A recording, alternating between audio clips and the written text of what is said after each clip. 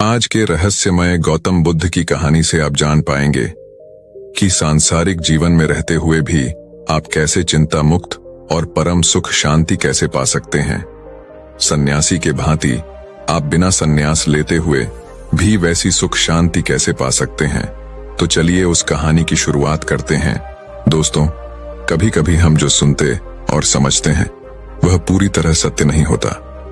आपने कई महापुरुषों की बातें सुनी होंगी, कई बुद्धिमानी पुरुषों और गुरुदेवों की बातें सुनी होंगी। उनका कहना यह होता है कि संसारिक जीवन मोह और माया से भरा हुआ है।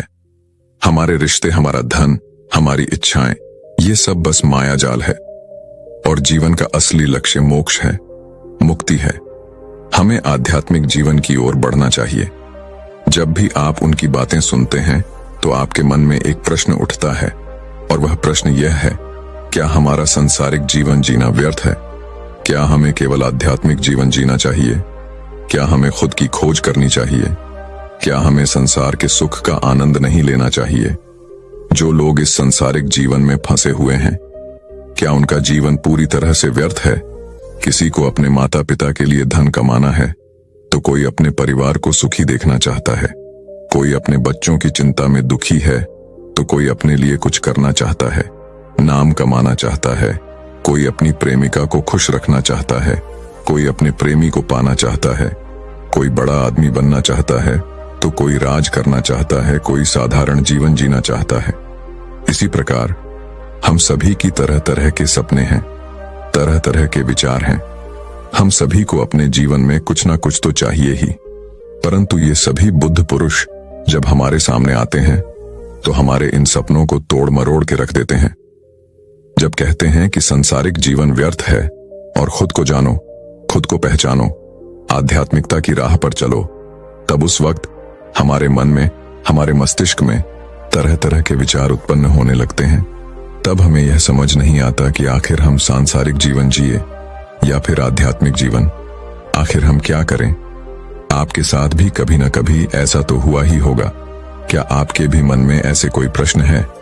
तो आप हमें कमेंट में जरूर बताइएगा। चलिए आगे बढ़ते हैं और इसके पीछे की वास्तविकता को जानते हैं और इन सब के बीच हमें जीवन में संतुष्टि कैसे मिलेगी, हम पूरी तरह से खुश कैसे रह सकते हैं। क्या हमें सब कुछ छोड़कर एक बौद्ध भिक्षु की तरह सब कुछ त्याग कर आनंद मिलेगा? हमारे रिश्ते, पैसा कमाने की इच्छाएं, परिवार के साथ संबंध, हमारे दोस्त, क्या यह कुछ मायने नहीं रखते? दोस्तों, वास्तविकता तो यही है कि आप उन बुद्ध पुरुषों की बातों को अच्छी तरह से समझ ही नहीं पा रहे, क्योंकि वह कहना कुछ और चाहते हैं और आप उनकी बातों का मतलब कुछ और ही निकाल रहे हैं। आप उनकी बातों से कुछ और ही समझ रहे हैं। महात्मा बुद्ध खुद ही कहते थे कि उन्हें गरीबी पसंद नहीं है। वे यह कहते थे कि आपको सफलता प्राप्त करने के लिए आर्थिक रूप से सक्षम बनना आवश्यक है। इसका मतलब है कि जब तक आप गरीब हैं और आपके पास आर्थिक साधनों की सामग्री नहीं है, तब तक आप अपने आत्मा की खोज में आगे नहीं बढ़ सकते। और ठीक उसी के विपरीत संपन्नता और अमीर होना भी आपके आध्यात्मिक मार्ग की बाधा बन जाती है। कई महापुरुषों ने, कई बौद्ध पुरुषों ने अपनी बातें बहुत ही सीधी और सरल भाषा में कही है, लेकिन हम सभी उन बातों का अर्थ कुछ और ही निकाल बैठते हैं। हम सभी उनकी बातों को समझ नहीं पाते, क्योंकि उनकी बातें रोजमर्रा की जिंदगी से बिल्कुल अलग होती है। वे लोग कहना तो कुछ और चाहते हैं, लेकिन हम में से ज्यादातर लोग उनकी बातों का मतलब कुछ और ही निकाल लेते हैं और उसे अपने जीवन में उतार कर हम अपना पूरा जीवन पूरी तरह से बर्बाद कर लेते हैं। चलिए इस कहानी के माध्यम से समझते हैं। एक बार की बात है, महात्मा बुद्ध नगरवासियों को उपदेश दे रहे थे। महात्मा बुद्ध कह रहे थे कि संसार के माया जाल में मत फंसो, संसार से ऊपर उठो। संसार से ऊपर उठकर ही तुम संसार को जी सकते हो। संसार में जो फंस गया, जिसने अपनी बुद्धि का इस्तेमाल नहीं किया, वह व्यक्ति जो समय पर अच्छे कर्म नहीं करता और बुरे कामों में जुट जाता है, वह आने वाले समय में बड़े दुखों का सामना कर सकता है, क्योंकि उसके बुरे कर्म ही उसके दुखों का कारण बनेंगे। इसलिए आप सभी इस संसार की मोह माया अर्थात इच्छा, लालच, क्रोध इत्यादि को ध्यानपूर्वक देखते हुए अपने कर्म करें। इतना कहकर महात्मा बुद्ध ने अपना उपदेश समाप्त किया और वहां से चले गए। महात्मा बुद्ध जब ये उपदेश दे रहे थे तो वहां पर उस नगर का सबसे धनी व्यक्ति वहीं पर मौजूद था और उस व्यक्ति पर महात्मा बुद्ध की बातों का बहुत गहरा असर पड़ा। उसका मन अब संसारी जीवन में नहीं लगता था। वह संसारी जीवन से हटने लगा था। अब उसे अपना सब कुछ किया हुआ व्यर्थ नजर आने लगा था। देखते ही देखते कुछ ही सालों में उसका सारा व्यापार चौपट होने लगा था। उस धनी व्यापारी के परिवार के सभी सदस्य उसे इस तरह से देखकर बहुत चिंतित रहने लगे थे और जब भी कोई उससे बात करने की कोशिश करता था तो वह धनी व्यापारी एक ही बात कहता, ये धन दौलत तो सब बेकार की चीजें हैं, ये सब तो मोह माया है, सब बेकार है। भला हम रिश्ते निभाकर क्या करेंगे? ये सब तो वासना है। जीवन तो केवल एक ही है और वह है मुक्ति। अब तो केवल उसी की प्यास है। इतना समझ चुका हूं कि अब से जो भी होगा वह सब अच्छा होगा। अब से उसने व्यापार पर भी ध्यान देना बिल्कुल बंद कर दिया था और देखते ही देखते वह धनी व्यापारी उस नगर का सबसे गरीब व्यक्ति बन चुका था। वह पूरी तरह से निर्धन हो चुका था। उसका सब कुछ बर्बाद हो चुका था और उसका पूरा परिवार सड़क पर आ गया था। एक दिन जब उसके घर में खाने के लिए कुछ नहीं बचा तो उसने अपने आप से कहा, यह मैंने क्या कर दिया? सब कुछ तो बहुत अच्छा चल रहा था, लेकिन मैंने अपने हाथों से ही सब कुछ बर्बाद कर दिया। आज मेरे परिवार का हर एक सदस्य भूखा है। उनके पास खाने के लिए कुछ नहीं और मैं उनके लिए कुछ नहीं कर पा रहा। वह यह सब सोच ही रहा था कि तभी उसे याद आया कि उसने महात्मा बुद्ध की बातों में आकर अपना जीवन बर्बाद कर लिया।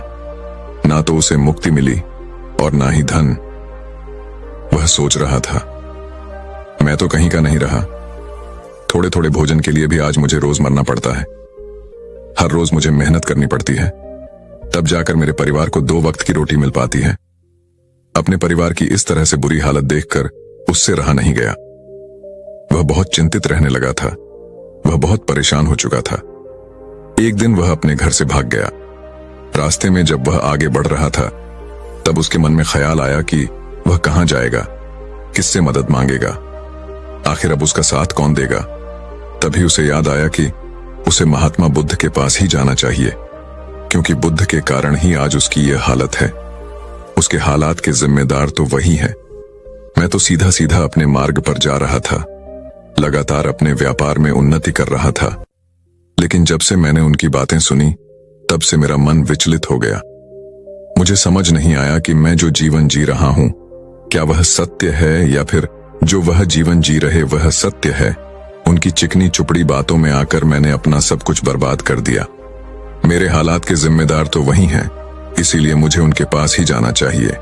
अपने मन में क्रोध लिए 2 दिनों की लंबी यात्रा करके महात्मा बुद्ध के पास पहुंचा और क्रोध में आकर महात्मा बुद्ध से कहता है, हे बुद्ध, आपको कोई ज्ञान नहीं, न ही आपने सत्य की प्राप्ति की है।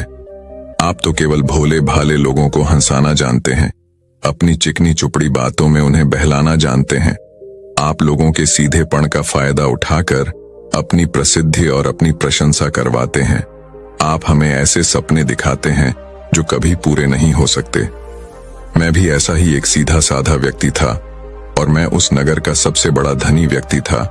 आपसे मिलने से पहले सब कुछ ठीक चल रहा था। मेरे पास धन की कोई कमी नहीं थी, सारे ऐशो आराम थे, सारी सुख सुविधाएं थीं। लेकिन जब से मैंने आपका उपदेश सुना मैं आपसे इतना प्रभावित हो गया कि मैंने आपकी बातों को ही मानना शुरू कर दिया और वो सारी चीजें छोड़ दी जो मुझे संसारी जीवन से जोड़ दी थी। अर्थात संसार की सारी मोह माया मैंने त्याग दी और आज देखिए, आपकी वजह से मेरा पूरा परिवार भिखारी बन चुका है। वह छोटी सी कुटिया में रहता है, यहाँ तक कि रोज के खाने के लिए भी हमें तिल तिल मरना पड़ता है। आपकी वजह से मैं पूरी तरह से बर्बाद हो चुका हूं।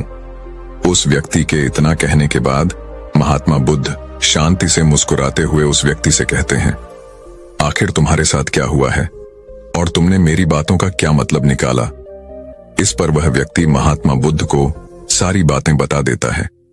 आप कहते हैं कि धन दौलत की इच्छा करना, यह कामना, यह वासना से बुरी है। आप संसारिक जीवन को बुरा कहते हैं और खुद इस संसार में आकर भिक्षा मांगते हैं। आप आध्यात्मिक जीवन को अच्छा बताते हैं, किंतु मेरा एक प्रश्न है, इस आध्यात्मिक जीवन से हमें क्या मिलता है? इससे हमें क्या लाभ? आपने कहा था कि हमें आध्यात्मिक जीवन से सुख प्राप्त होता है, लेकिन मैंने तो जब से आध्यात्मिक जीवन अपनाया है तब से मुझे केवल दुख ही दुख मिला है। यहां तक कि मेरे पास जो कुछ भी था वह भी सब मैं खो बैठा हूं। आप लोगों को झूठा सुख दिखाकर उन्हें अंधकार में ढकेल देते हैं। क्या यह वास्तविकता नहीं है? इस पर महात्मा बुद्ध मुस्कुराते हुए उस व्यक्ति से कहते हैं, बेटा, तुम बहुत दूर से आए हो, अभी तुम विश्राम कर, रात को आकर मैं तुम्हें तुम्हारे सभी प्रश्नों का जवाब दे दूंगा। पहले तो उस व्यक्ति ने इनकार किया, लेकिन महात्मा बुद्ध के आग्रह पर वह व्यक्ति महात्मा बुद्ध की बात मान गया और आश्रम में जाकर विश्राम करने लगा। रात्रि के बाद महात्मा बुद्ध उस व्यक्ति के पास आए और कहा, बेटा, मैंने एक व्यक्ति की बात सुनी। वह कह रहा था कि एक हाथी हवा में उड़ रहा था और वह अपने पैर तेजी से मारता हुआ हवा में चला जा रहा था। उसने तो यह भी देखा कि एक बड़ी मछली अपने पैरों से जमीन पर चल रही थी और एक कुत्ता समुद्र की गहराइयों में सांस ले रहा था। इतना कहकर महात्मा बुद्ध शांत हो गए। वह व्यक्ति महात्मा बुद्ध की सारी बातें सुनकर महात्मा बुद्ध से कहता है, हे तथागत, उसके आगे क्या हुआ? आखिर आप चुप क्यों हो गए? तभी महात्मा बुद्ध उस व्यक्ति को समझाते हुए कहते हैं, बेटा, क्या तुम्हें लगता है कि ऐसा वास्तव में हो सकता है? इस पर व्यक्ति जवाब देते हुए कहता है, बुद्ध, अगर आप कह रहे हैं तो यह अवश्य ही सच होगा, क्योंकि आप इतने बड़े ज्ञानी हैं, आपने सत्य की प्राप्ति की है, तो आपके मुख से निकला हुआ हर एक शब्द तो सत्य ही होगा। तभी महात्मा बुद्ध मुस्कुराते हुए उस व्यक्ति से कहते हैं, बेटा, क्या तुमने कभी पहले ऐसा कभी होते हुए देखा है? क्या तुमने कभी किसी हाथी को देखा है जो पैर के साथ हवा में तेजी से उड़ता जा रहा हो? इसके जवाब में वह व्यक्ति कहता है, तथागत, मैंने तो कभी नहीं देखा। तभी महात्मा बुद्ध कहते हैं, तुमने मुझसे प्रश्न क्यों नहीं किया कि आखिर वह हाथी आकाश में कैसे उड़ सकता है? इसके जवाब में व्यक्ति कहता है तथागत, आपके मुख से सुनकर मुझे ऐसा लगा कि मानो वह सत्य हो, और आप कह रहे हैं तो यह सत्य ही होगा, इसीलिए मैंने आपसे एक भी बार प्रश्न नहीं किया। तभी महात्मा बुद्ध उस व्यक्ति को समझाते हुए कहते हैं, कभी किसी की बातों पर मत जाना, बल्कि खुद विचार करो, स्वयं सोचो कि उस बात में कितनी सच्चाई है। जो व्यक्ति कह रहा है, क्या वह सच है? आखिर वह कहना क्या चाहता है? हो सकता है कि वह कुछ और कहना चाहता हो और तुम उसका अर्थ कुछ और ही निकाल रहे हो। कम से कम तुम्हें एक बार प्रश्न करके यह समझना तो चाहिए कि आखिर वह कहना क्या चाहता है। अगर तुम मुझसे पूछते कि आखिर वह हाथी हवा में कैसे उड़ सकता है, तो इसका जवाब मैं तुम्हें अवश्य देता। मैं तुम्हें ऐसा बताता कि एक छोटा सा बच्चा अपने खिलौनों के साथ खेल रहा है, वह हाथी को हवा में उड़ा रहा है और कुत्ते को पानी में डूबा रहा है, और रही बात मछली की तो वह उसे जमीन पर चला रहा है। क्या ऐसा संभव नहीं हो सकता? इसके जवाब में व्यक्ति कहता है, हां, बिल्कुल ऐसा हो सकता है कि महात्मा बुद्ध उस व्यक्ति को कहते हैं। इसी प्रकार मैं कभी किसी को निर्धन या गरीब होने के लिए नहीं कहता। निर्धनता या गरीबी तुम्हारे विकास में बाधक बन जाती है, जिससे तुम और कुछ नहीं सोच पाते, ना ही कुछ समझ पाते हो। इन भिक्षुओं को देखो, जब इन्हें भोजन की आवश्यकता होती है तो यह भिक्षा मांगने के लिए निकल पड़ते हैं, लेकिन यह भिक्षा कहां से आती है? इसके जवाब में व्यक्ति कहता है तथागत, हर कोई रोज मेहनत करता है ताकि उसके परिवार का पालन पोषण हो सके, और जो वह मेहनत करता है उसके बदले में उसे कुछ पैसे मिलते हैं। उन पैसों से भोजन खरीदता है और वही भोजन वह आपको भी सौंपता है और वहीं से भिक्षा आती है। तभी महात्मा बुद्ध उस व्यक्ति से एक और प्रश्न करते हैं, बेटा, यह बात तो सत्य है, लेकिन तुम क्या मुझे यह बता सकते हो कि आखिर यह धन कहां से आता है? इसका जवाब देते हुए व्यक्ति कहता है, हे तथागत, धन तो सभी लोग अर्जित करते हैं, सभी कमाते हैं। तभी महात्मा बुद्ध इस व्यक्ति को समझाते हुए कहते हैं, ठीक इसी प्रकार दुनिया में यदि हर कोई भिक्षा मांगने लग जाए तो आखिर भोजन कहां से आएगा? अनाज कौन उगाएगा? व्यापार कौन करेगा? और लोगों की रक्षा के लिए धन कहां से इकट्ठा होगा? लोगों की जरूरतें कैसे पूरी होंगी? यह सुनकर व्यक्ति थोड़ा सा अचरज में पड़ गया और महात्मा बुद्ध से कहता है, किंतु हे तथागत, आप ही तो कहते हैं कि मनुष्य की इच्छा, कामना और वासना, लालच और क्रोध, ये सभी मनुष्य के विकार हैं और हमें इनसे दूर रहना चाहिए, तभी वह आत्मज्ञानी कहलाता है।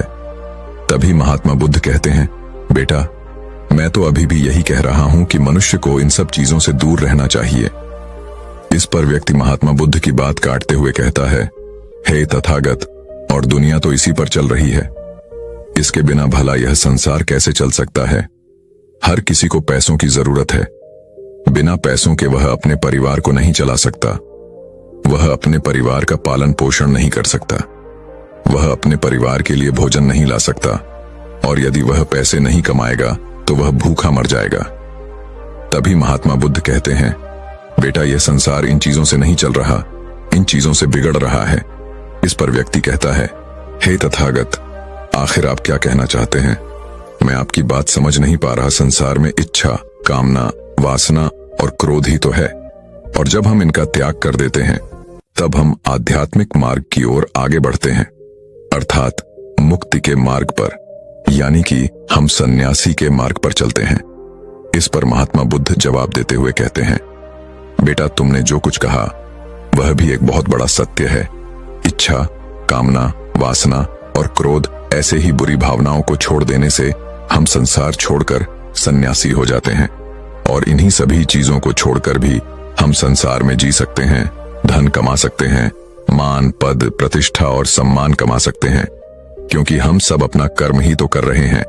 एक किसान खेती करता है, पर वह अपनी खेती बिना बुरी भावनाओं के भी कर सकता है। एक व्यापारी व्यापार करता है, और इस व्यापार में चीजों को यहां से वहां पहुंचाना होता है, और वह व्यापारी इन चीजों को बिना बुरी भावना के कर सकता है। ठीक उसी प्रकार एक राजा भी अपनी प्रजा की रक्षा करता है, और वह भी अपने कर्म बिना किसी बुरी भावना के कर सकता है। और एक भिक्षु इन सभी लोगों को सही प्रकार और सही कार्य करने के लिए मार्गदर्शन करते हैं। जो उस भिक्षु का कर्म है, जो उसका कार्य है, और जो व्यक्ति जागृत होकर अपने कर्मों का सही पालन करता है, वास्तविकता में वही सन्यासी है, वही भिक्षु है। क्योंकि हम जो भी कर्म कर रहे हैं वह हमारा इस संसार में रहने के लिए, जीवित होने के लिए, जीवन जीने के लिए केवल एक माध्यम मात्र ही है। उसे छोड़कर हम कुछ भी नहीं पा सकते, और हमारे सभी कर्म करते हुए हमारा मुख्य उद्देश्य जागृत होना है, खुद को पहचानना है, खुद को जानना है। एक बार यदि हमारे भीतर ज्ञान का उदय हो गया, तब हम चाहे जो भी करें, वह फिर संसारी हो या सन्यासी, सब एक ही होते हैं। इस पर व्यक्ति महात्मा बुद्ध से कहता है, हे बुद्ध, किंतु मैंने तो देखा है कि आप अपने संघ में उन लोगों को भी शामिल कर लेते हैं जो लोग अपने परिवार को छोड़कर आए, अपने माता पिता को छोड़कर आए हैं, अपने बीवी बच्चों को छोड़कर आए हैं। क्या आप उनसे कभी यह कहते हैं कि जाकर अपनी जिम्मेदारियां पूरी करो, जाओ अपनी जिम्मेदारियां संभालो और धन कमाओ, और वहीं पर रहकर तुम आत्मज्ञान प्राप्त करो? उस व्यक्ति के प्रश्न का जवाब देते हुए महात्मा बुद्ध कहते हैं, भक्त, क्या तुम शांति को हवा में उड़ा सकते हो? इसके जवाब में वह व्यक्ति कहता है, नहीं, मैं नहीं उड़ा सकता। तभी महात्मा बुद्ध कहते हैं, केवल एक बच्चा ही हाथी को हवा में उड़ा सकता है। ठीक उसी प्रकार जिस व्यक्ति को जो बनना है वह तो वह बनकर ही रहेगा। जैसे किसी व्यक्ति को राजा बनना है तो वह राजा बनेगा, किसी व्यक्ति को व्यापारी बनना है तो वह व्यापारी बनेगा। ठीक इसी प्रकार यदि किसी व्यक्ति को आत्मज्ञान की प्राप्ति करनी है तो उसे सब कुछ तो त्यागना ही होगा। आगे महात्मा बुद्ध उस व्यक्ति से कहते हैं, बेटा, क्या तुम सब कुछ छोड़कर आत्मज्ञान के मार्ग पर आगे बढ़ते, या फिर तुम यह सोच रहे थे कि इस रास्ते पर चलकर जीवन आसान हो जाएगा?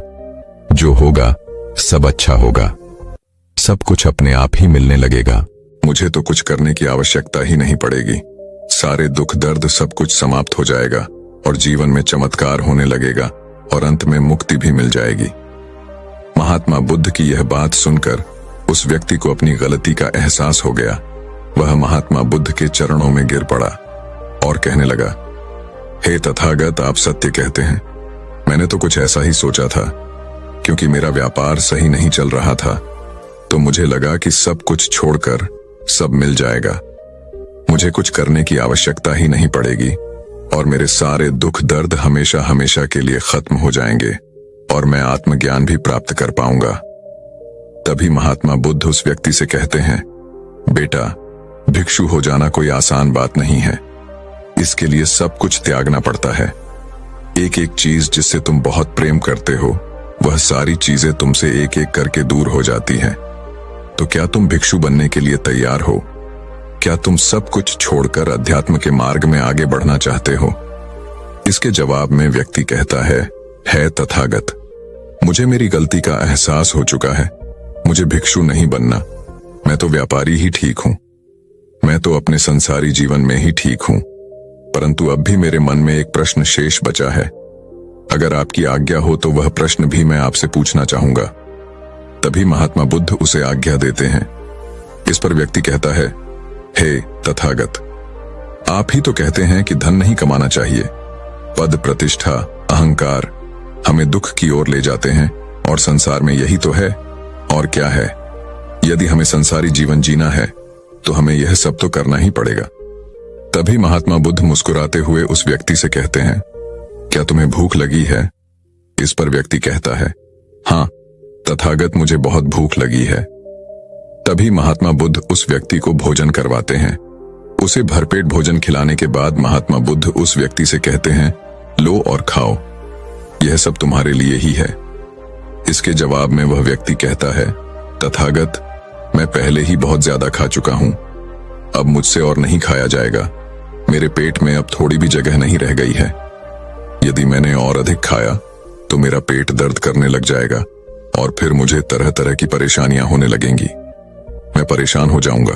तभी महात्मा बुद्ध मुस्कुराते हुए उस व्यक्ति से कहते हैं, बेटा, मैं भी तो तुम्हें यही समझाने का प्रयास कर रहा हूं कि जितनी जरूरत है उतना ही खाओ, उतना ही धन कमा, जितने की तुम्हें आवश्यकता है। क्योंकि हर चीज जब हद से ज्यादा हो जाती है तो वह नुकसान जरूर पहुंचाती है।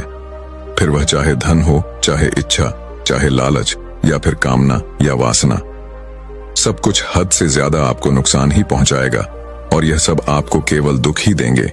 इसलिए इन्हें नियंत्रण में रखना चाहिए।